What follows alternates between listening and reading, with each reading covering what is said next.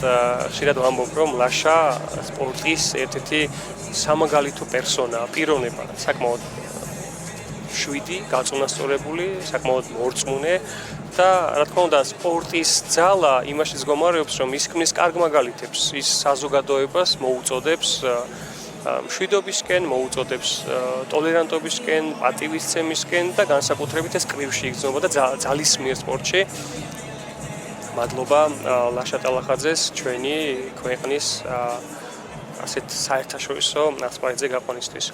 ირაკლი მელიქიშვილთან კუთხეში ჩვენ დავინახეთ რამაზ ფალიანი, საკმაოდ ტიტულოვანი, გამოცდილი მოკრივე, პირველი ოლიმპიელი, რომელმაც ბარსელონის ოლიმპიურ თამაშებზე მოუტანა ჩვენს ქვეყანას, ჩვენ სამშობლოს ოლიმპიური მედალი. ერთი პერიოდი სამწვრთნელო კარიერითაც აქტიურად იყო ლაშა, ნაკრების მწვრთნელიც იყო, ბოდიში რამაზ ფალიანი ნაკრების მწვრთნელიც იყო. ნახოთ, როგორ წარმართავენ ამ ბრძოლას ერთად შეთანხმებით მწვრთნელი და მოკრივე. თქმა უნდა, პირველი წუთები, როგორც არაერთგზის თქვით, იწყება უფრო მოთელვით, დაზვერვით, მოკრივეები ერთმანეთს ძალებს მოუსინჯავენ, რამდენიმე დარტყმას გაცვლიან, დაიწყებენ იქვე თავიანთი ტაქტიკური მონახაზის უფრო მორგებას.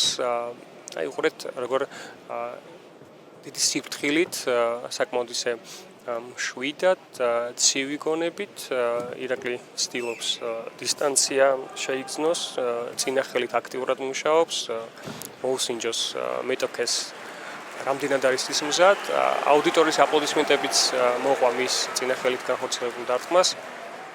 ძალიან სწრაფია, ტექნიკურია და ძალიან საინტერესო მოკრივეა. ნახოთ ამ მატჩი რა და როგორ გამოვა. ეგრეთ კარგი შეტევა წინა ხელით ერთმა დარტყმამ. აი უკანა ხელი ძალიან კარგია ფერჩი დარტყმა. ცდილობს თან მიიმწვდიოს, ესე იგი კანატებთან, ასე ვთქვათ, თოკებთან.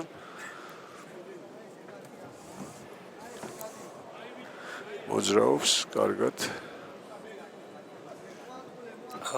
საკმაოდ კარგი მწვრთნელი მყავს ამ შემთხვევაში რამაზ ფალიანი და დარწმუნებული ვარ სწორ ტაქტიკურ დავალებებს გასცემს. ევროპის ჩემპიონი, ხო? დიახ, და ერთ-ერთი პირველი ოლიმპიური მედლის მფლობელი. ეს ჩვენი სახელით ევროპა, არ ვიცი, მე მგონი ერთხელ აქვს ჩვენი სახელით ოლიმპიადა ჩვენი სახელით აქვს მედალი. რადგანაც ოლიმპიურ მედალს შევეხეთ, ხო, ოლიმპიური მედალი აქვს ჩვენი სახელით? დიახ, ეს არ მახსოვს ზუსტად. მე მგონი არა და ევროპა აქვს ერთხელ თუ არ ვწდები ჩვენი სახელით მოგებული, მე ნუ ცუდი დრო იყო, ეხლა გასაგებია 90-იანები, როგორც მახსოვს რომ წავიდა და შემდეგ თურქეთის სახელით იბრძოდა. მოკლედ ძალიან გამოცდილია და საკმაოდ ტიტულოვანი მოკრივე და ჯამში ჩვენი მონაგარი საქართველოს დროშის ქვეშ სულ არის სამი ოლიმპიური მედალი, პირველი ის იყო რამაზ ფალიანი, მეორე ის იყო ფოთელი საკმაოდ კარგი მოკრივე ვლადიმერ ჭანტურია და ლაშამ 24 წლიანი პაუზის შემდგომ დაგვაბრუნა ისევ ოლიმპიურ კვარცხლბეკზე. კი ბატონო და მე დარწმუნებული ვარ, ამიტომ რომ აი კიდევ ეძახის სპორტში მაგალითად ძალიან დიდი ძალა აქვს და ძალიან ბევრი ნორჩი მოკრივე, სწორედ აი ლაშას ხათრით, თქვათ, შევა ამ სპორტის სახეობაში, ანუ შეშასულია და შემდეგ უკვე მრავალჯერ გაგვახარებენ მოკლედ.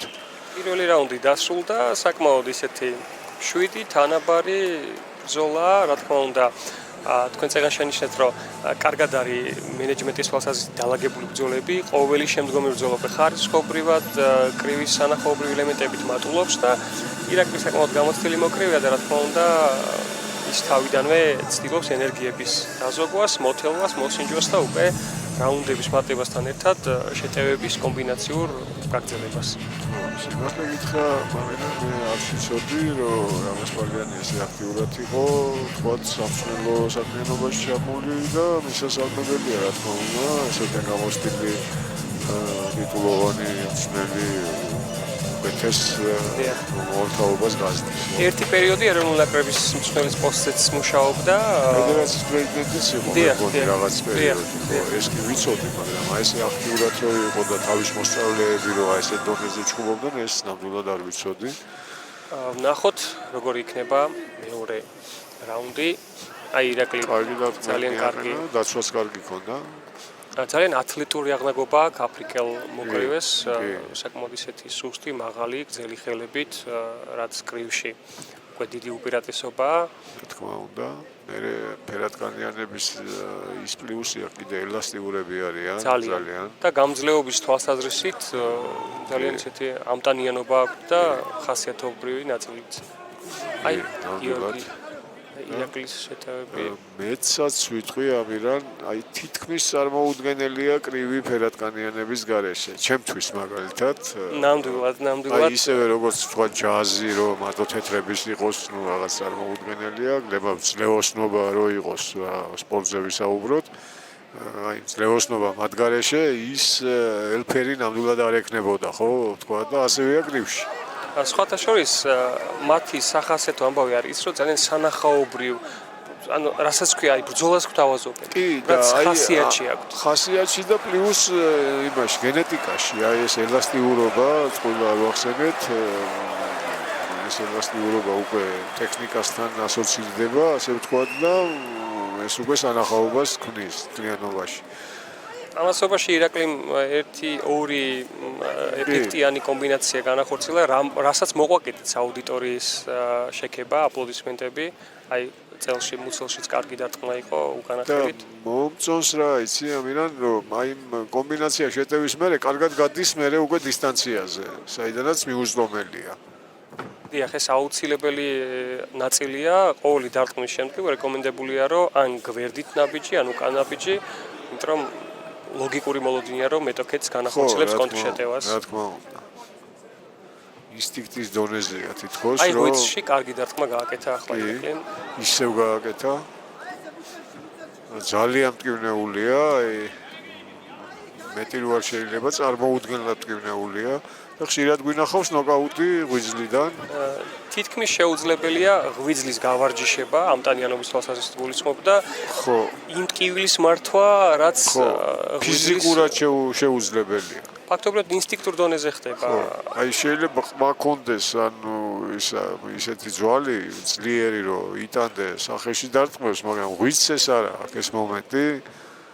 თან დარბაში არის რაღაც ვარჯიშები, რომლითაც თავის ამტანიანობის, მუცლის ამტანიანობის მომატება ხდება, თუმცა აი ღვიძლთან მიმართებით არ არსებობს ეს პრაქტიკა. კი, სწორედ აღნიშნე შენ, აი გვინახავს და შენ ალბათ კიდე უფრო მეტი, რომ ნუ რა ვიცი, სასწაულ დარტყმებს იტანენ სახეში, თავში არიან ესეთი მოკრივეები, ნუ აი მართლა ურორო ჩაარტყა, ვერ წააქცევ, მაგრამ ღვიძლი, მაინც სხვა რაღაცა ღვიძლიდან შეიძლება სახიდან ვერ წააქციო და ღვიძლიდან მაინც შეძლო განუღაუდება. წეგან სხვათა შორის აი მესმოდა რამაზის დავალება შეძახილი რომ მუცელში იმუშავეს. ორიც არის, ანუ მუცლიდან დაწყებული კომბინაციები ორიენტაციას ხშირად აკარგინებს მეტოქეს, მერე მთელი ყურადღება ის დაუნებურად გადადის ქვედა ნაწილზე და შეიძლება ამ დროს ხელი დაბლა დაცვის და სარგებლოს.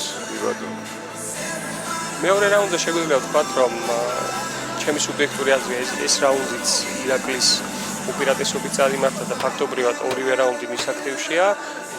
თანაც გაცილებით თავისუფლად ლაღად გრძნობს და უფრო კარგად კითხულობს ძალიან სურათს ირაკლი. და ძალებსაც კარგად ზოგავს მეტოქესთან შედარებით. რასაც მე უყურებ. გეთანხმებით, თამას მე მგონია, რომ ბოლო რაუნდები იქნება ძალიან აქტიური ირაკლის მხრიდან. თუ იქამდე სხვა რამ არ მოხდა. აი აქ ორი დარტყმა იყო თავში და ქვემოთ გადაიტანა შემდგომ უკვე მუცი. აი უყრეთ რა კარგად მუშაობს ღვიძლში. ქვემოდან არ უნდა მარჯვენა ხელს მაინც ჩამოწევს ქვემოთ, რამე თუ ელოდება უკვე ღვიძლში დარტყმებს. და აი აქ მეტი არეალი უჩნდება უკვე ჩვენ სპორტსმენს. აი რა კარგი დარტყმა იყო ქვემოდან, შესანიშნავი კიდევ ერთი პირდაპირი გვერდიდან. ფაქტობრივად ირაკლი ზრდის თავის დომინაციას, უპირატესობას კი ბატონო. და აი ზუსტად იმ მითითების ხარჯზეც, რაც შენ ახსენე, ჩემი აზრით, ჩემი დანახვით, რომ მუცელზე რომ მუშაობს, უკვე აღარ იცის რა დაიცვას მოწინააღმდეგე.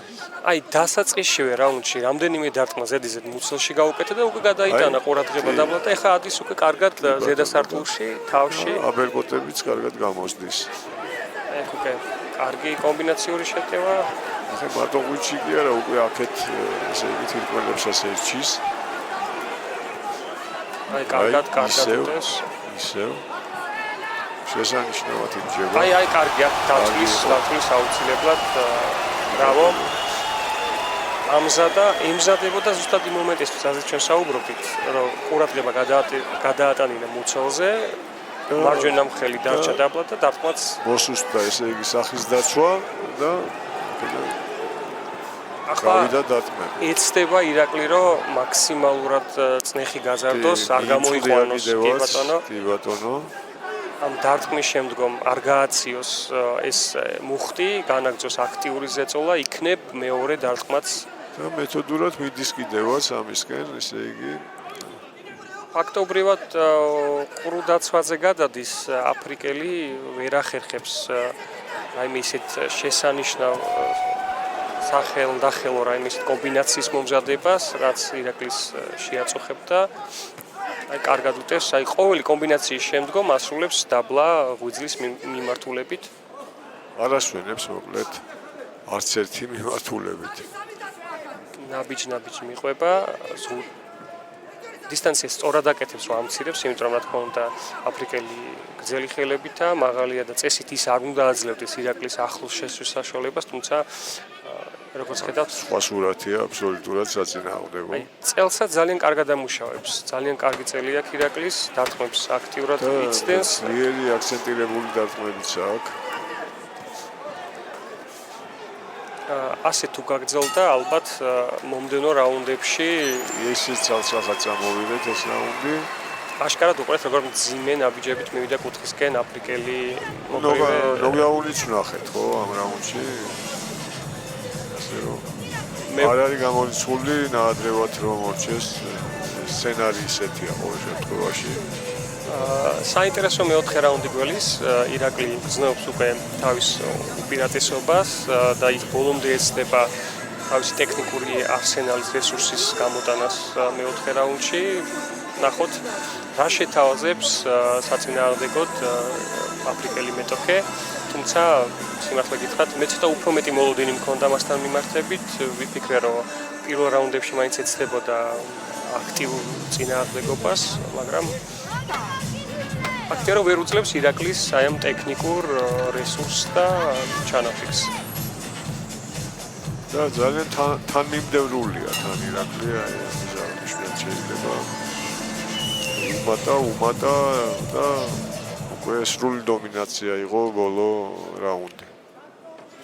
ნახოთ მეოთხე რაუნდი წინახელით მუშაობა, ყურადღების გადატანა მუცელზე, კომბინაცია დაბლა მაღლა, რომ რაც შეიძლება აი კარგი ქვედა დარტყმა იყო, თუმცა მცირედითაც და კარგად შედის, ამცირებს. აი კიდევ ერთი დარტყმა ღვიძლის მხარეს. კარგად იცდენს, კარგი დაცვა აქვს, ძალიან კარგი მზნობელობა აქვს დისტანციის და დარტყმებთან სწორად დგას. ეს თითეული წინახელის დარტყმები, აი ხშირად მაქვს ხოლმე შედარება ფარიკაობაში, როდესაც ჩხვლეტები ხდება და ეს ჩხვლეტები მერე მთლიანობაში იწვევს მეტოქის წყობრიდან გამოყვანას, ხომ? ესე თანმიმდევრულად და სწორხაზოვნად აკეთებს ირაკლი წინახელით პატარა ჩხვლეტებს. ესეც თითქოს არ არის ბოლო რაუნდი, როგორც ხვდები. დიახ, აქაც ავაროდოთ 6 რაუნდიანი ბრძოლა უნდა გქონდეს. თუ რა თქმა უნდა ირაკლიმ თავისი წნეხის შემდგომ დროზე ადრე არ დაამთავრა ეს აბსოლუტურად. აი მუცელში მოხდა, აი ეს ირაკლიმაც იგზა, მაგრამ წნელმაც დაინახა და აი კიდევ ერთი კარგი დარტყმა აგძელებს ევან შევადარიგებებსაც კუთხეში, აი მე მგონი ზუსტად ამ მიმართულებით აძლევდა ფალიანი, რომ აი რასიც ახლა აკეთებს ირაკლი. ძალიან მნიშვნელოვანია მწვრთნელის და მოკრევის ტანდემი, რომ ისინი შეთანხმებულად და შეხმატკმილებულად მუშაობდნენ. უნდა ესმოდეს მოკრევის მწვრთნელის დავალებები, უნდა იყოს კონცენტრირებული და უნდა არიან ხოლმე მოკრევი ცოტა სიჯიუტე, ეგოცენტრულობა წაძლევთ და უჭირთ მწვრთნელთან ამ ნაწილში თანამშრომლობად. აქ ძალიან კარგი ტანდემია ამ მხრივ. არის გამარჯვების საწინდარი სწორედ. სიფრთხილების აწევისკენ მოუწოდებს რამოს ფალიანი, მაინც სიფრთხილე ყოველთვის მნიშვნელოვანი, იმიტომ რომ პროფესიულ კრივში ერთმა დარტყმამ შეიძლება ფაქტობრივად შეცვალოს ჩაღაროს მთელი ნაშრომი. აი კიდე მოუწოდებს შეტევისკენ კომბინაციური დარტყმები გვერდებში, თავზე, ღვიძლი აი კარგად მუშაობს. კარგ დავალებას ეუნება, რომ ცოტა უნდა ჩაჯდეს, მუხლებში ჩაიმუხლოს, უფრო მყარი საყრდენი შეიქმნას და ახლო დარტყმები, ახლო დისტანციაზე ასე გააგრძელოს მუშაობა. ხო, დაიღალა, ნამდვილად დაიღალა მეტოქე, თუმცა ეს არ ნიშნავს იმას, რომ ირაკლის მოდუნების საშუალება ქონდეს. ყოველთვის უნდა იყოს კონცენტრირებული, აი კარგად გაექცა კარგად ზნობს დისტანციას, ახლო ბრძოლა, ნახოთ. გონგი, რაც იმის მაუწყებელია, რომ ძალიან მალე უკვე მეოთხე რაუნდიც დასრულდება ირაკლის კიდევ ერთი აშკარა გამარჯვებით. ეს რაუნდი შედარებით აი თავი შეინახა, შეიძლება ითქვას, უფრო წინა რაუნდი უფრო აქტიური ქონდა და აი შემდეგ რაუნდში ალბათ უფრო მეტ შეტევას კიდევ უფრო უნდა ველოდოთ. ჩვენი მოკრივისგან ვხედავთ დარბაზი როგორი გადაჭედილია, ასე ვთქვათ, და არა მარტო ტრიბუნები, ქვემოთაც ხედავთ როგორ არის სტუმრები განლაგებული, ასე რომ საკმაოდ კარგი საღამოა. ნამდვილად ასამახსოვრებელი, სანახაობრივი, იშვიათი და იმეც ვიტოვებ, რომ ხშირი გახდება და რაც თავარია ძალიან უხდება რუსთავის სპორტის სასახლეში ზღონისძება და უხდება აუდიტორია, რაღაც ისეთი ჰარმონიული ამბავი ატმოსფერო ასუფებს ახლა ჩვენს რუსთავში. ბატონო და აი ღრმად ვარ დარწმუნებული, ეს კიდევ აი ეს სანახაობა კიდევ უფრო მეტი ბიზგი იქნება, რომ კიდევ მეტი ბავშვი შევა კრივზე თავად რუსთავში და არა მარტო. დიახ, რუსთავთან მიმართებით მინდა ვთქვა, რომ ჩვენ ქალაქს აქვს ძალიან საინტერესო სლოგანი, რუსთავი ჩემპიონების ქალაქი და ნამდვილად სხვადასხვა სპორტის სახეობებში ძალიან ძლიერი სპორტსმენები ყავს, ძალიან საინტერესო შედეგები იყო ბოლო პერიოდში. მათ შორის ჭიდაობაშიც, ძიუდოშიც საოცარი შედეგები გვაქვს. თავისუფალ ჭიდაობაშიც და ასე რომ ირაკლი აგრძელებს თავის სახასიათო შეტევას, კიდევ ერთი დარტყმა ღვიძლში. ეს დარტყმები გროვდება და რა თქმა უნდა ბოლოს თავის შედეგს გამოიღებს. თითქოს და აფრიკელი მეტოქე ცდილობს ამ რაუნდში გამოცოცხლებას, ალბათ სამწუხაროდ მიიღო დავალება, რომ საჭირო მეტი აქტიურობა, წინააღმდეგ შემთხვევაში უპირობო გამარჯვებას მოიპოვებს ირაკლი. თუმცა ცოტა აი ახლა კიდე მოხდა კარგად აფრიკელს.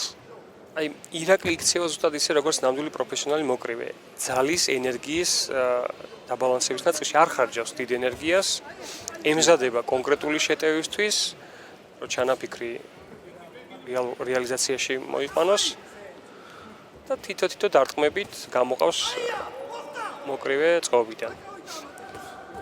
აი კარგი კომბინაცია იყო.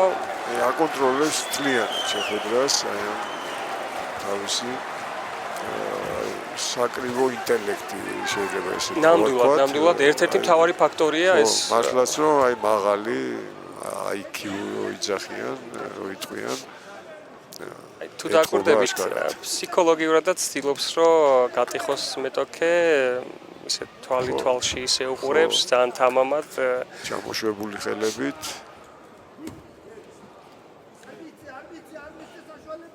ხო, რამაზი მოუწოდეს რა თქმა უნდა, რომ არ უნდა მიცეს მეტოქეს საშუალება კომბინაციური შეტევის გაკეთებისა.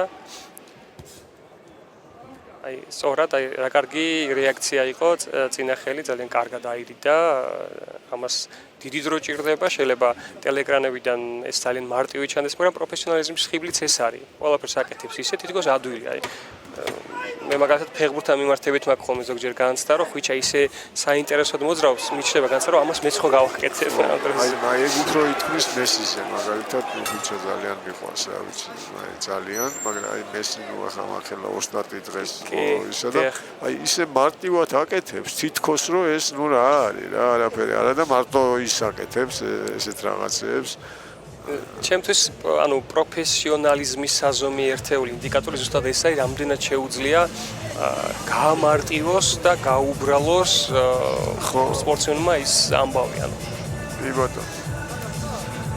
ამასობაში მეხუთე რაუნდსაც ვადევნე თვალყური, რომელიც ასევე ირაკლის უპირატესობით წარიმართა. ნახოთ მე-6 რაუნდში რა შემოგთავაზებენ მოკრივეები.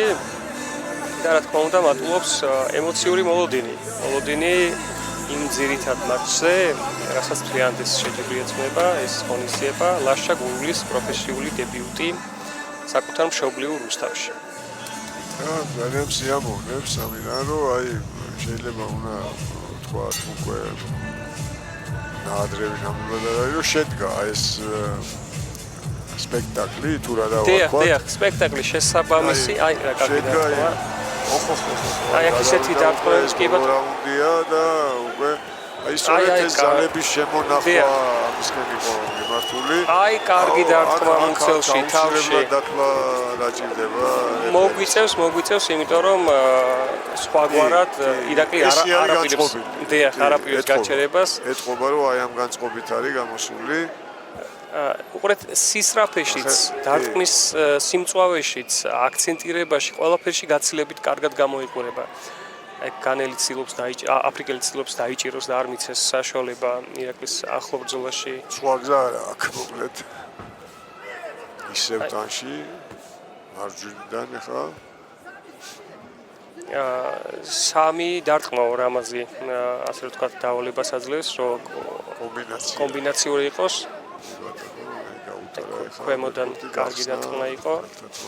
ისევ აი ხო, ანუ ზუსტად ამ დავალებას აძლევს, რომ უნდა მოადუნებინოს ყურადღება, ხელები უნდა ჩამოაშვებინოს და უნდა მოახერხოს.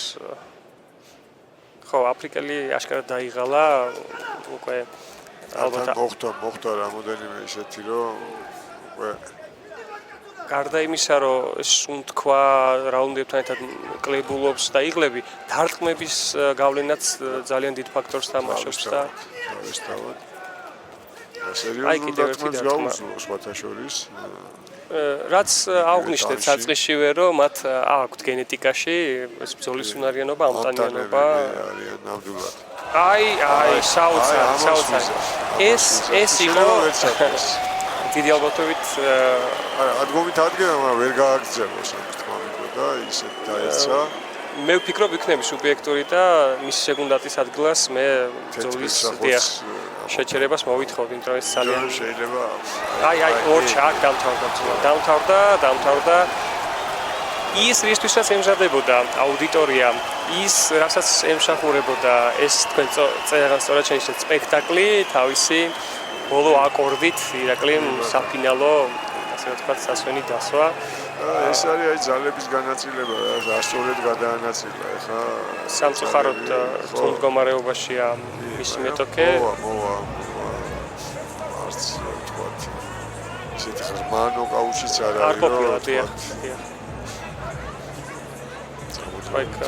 მოახერხებს ამ მოთხოვას. აუდიტორია კმაყოფილია, გახარებულია, შოუ გრძელდება. და შოუს მთავარ წერტილთან ძალიან ახლოს ვართ. ყველა ელოდება მთავარ ბრძოლას, ჩვენს ოლიმპიელ ლაშა გურულს, რომელმაც კიდევ ერთხელ უნდა ვასიამოვნოს მისი გამორჩეული გურული კიდევ უკეთეს სანახაობას დადგამს, თითქოს რა უნდა იყოს უკეთეს შესანიშნავი სანახაობა მიჩვენა ეხა ირაკლი, მაგრამ ნუ აი გურული კიდევ უფრო